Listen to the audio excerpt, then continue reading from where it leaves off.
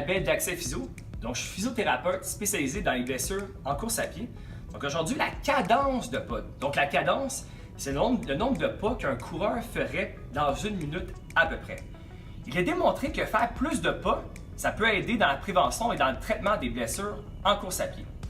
Ce qui est démontré, c'est de faire à peu près 3 pas par seconde. Donc, à peu près 180 pas par minute. Les gens qui font moins de pas qu'une fréquence plus basse, par exemple 150 pas minute, il y a souvent plus d'impact au niveau du squelette. Et de faire des plus petits pas plus rapides, souvent c'est meilleur justement sur le squelette au niveau des impacts. Ce que je dis souvent aux patients, c'est de viser justement ce fameux 3 pas par seconde. Et là, des fois, les gens me disent, ben voyons donc, 3 pas par seconde, c'est trop rapide, je suis allé bien trop vite. En fait, la cadence de pas, c'est pas proportionnel à la vitesse. Par exemple, si je cours comme ça ici, ma vitesse est de 0, pourtant je fais à peu près 3 pas par seconde.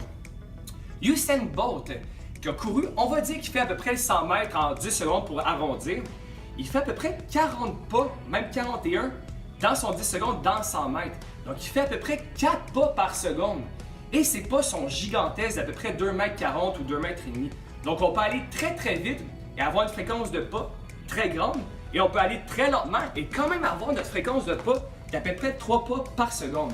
Donc peu importe la vitesse qu'on choisit, peu importe qu'on soit attaque du talon comme ceci ou plus avant-pied, c'est préférable de tenter de faire des pas rapides, donc une fréquence de pas plus élevée, ce qui met un peu moins de tension au niveau du squelette. Donc par exemple, là je ne cours pas trop vite, j'ai à peu près mon 3 pas par seconde et je peux courir plus vite